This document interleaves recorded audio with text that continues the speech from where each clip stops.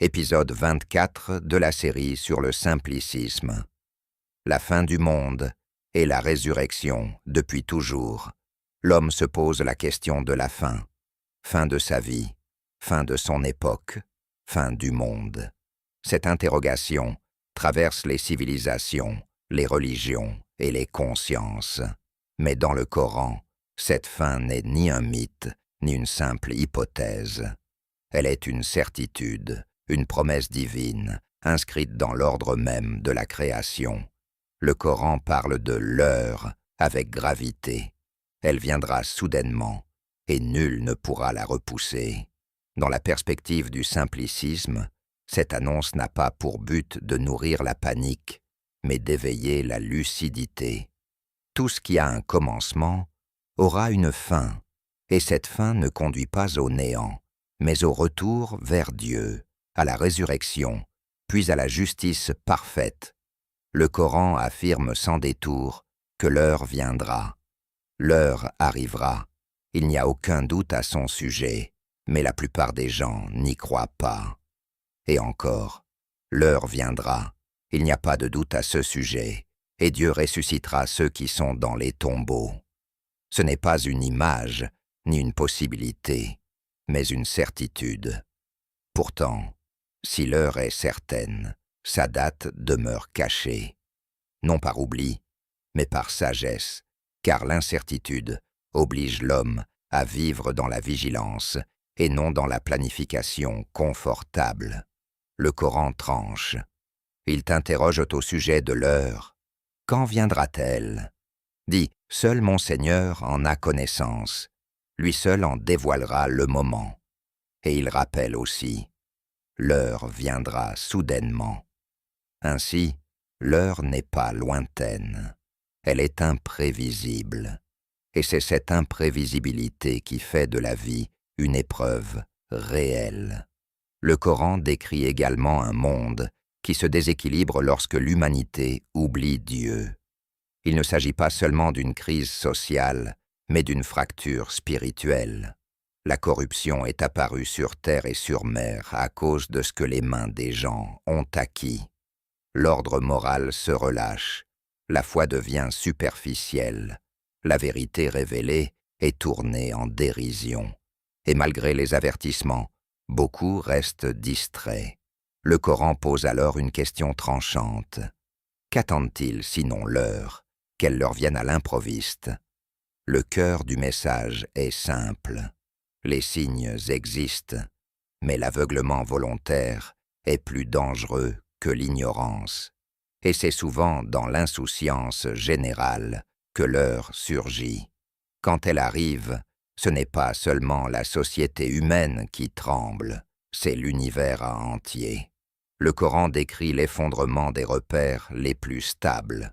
Quand le ciel se fendra, quand la terre sera secouée violemment, ce que l'homme croyait immobile devient mouvement, et ce qu'il croyait durable révèle sa finitude. Puis vient l'étape décisive, la résurrection et le rassemblement. La terre devient témoin.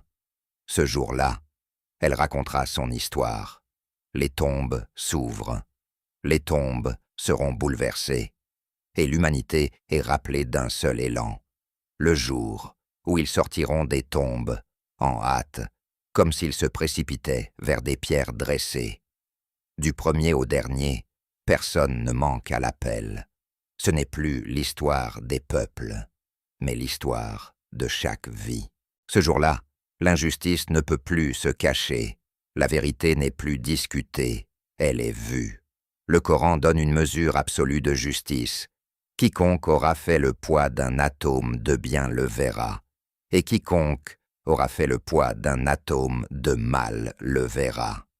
Et il rappelle, ce jour-là la pesée sera exacte. Aucune œuvre ne disparaît, aucun tort n'est perdu, aucune bonté n'est oubliée. Le jugement n'est pas une menace arbitraire. Il est la manifestation de la justice parfaite d'un Dieu qui sait tout. La résurrection devient alors centrale, car elle donne sens à la vie. Sans elle, la justice ultime s'effondrerait. et le bien comme le mal finiraient dans le même néant. Mais le Coran affirme que l'histoire humaine n'est pas un accident. Elle est une épreuve suivie d'une rétribution. Dans la lecture simpliciste, la résurrection est la clé de la dignité humaine. L'homme est responsable parce qu'il est conscient, libre et moral. Et cette responsabilité appelle un rendez-vous. Pour rendre cette vérité accessible à tous, le Coran montre la résurrection dans un spectacle que chacun voit, la terre morte qui revit, chaque graine enfouie, chaque champ sec qui reverdit, chaque printemps après l'hiver, est une leçon silencieuse. Le Coran dit « Et tu vois la terre dénudée, puis dès que nous faisons descendre l'eau sur elle, elle s'émeut, enfle et fait pousser toutes sortes de splendides couples de végétaux. » Ce verset est un argument. Si Dieu revivifie la terre, il peut revivifier l'homme. L'analogie devient explicite. Et c'est Allah qui envoie les vents, qui soulève un nuage.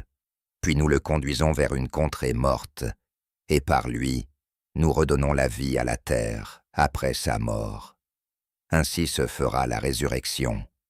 Et encore, et tu vois la terre desséchée, dès que nous faisons descendre l'eau sur elle.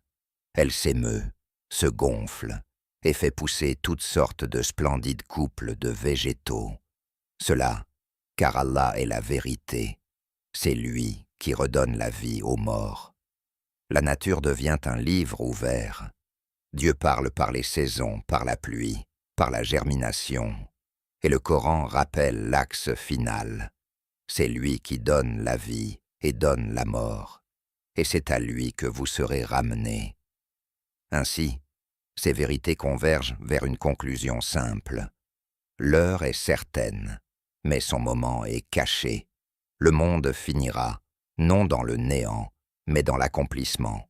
Les morts ressusciteront, et la justice parfaite sera rendue. La nature, chaque année, nous montre déjà un signe de cette résurrection. Le simplicisme ne transforme pas ces vérités en panique, mais en boussole. Si l'heure peut venir soudainement, la préparation commence maintenant. Dans la droiture, la justice, la réparation des torts, la sincérité du cœur et la reconnaissance du Dieu unique. La fin du monde n'est pas l'effondrement du sens. C'est l'instant où le sens devient visible et où l'homme comprend enfin, sans discussion possible, pourquoi il a vécu.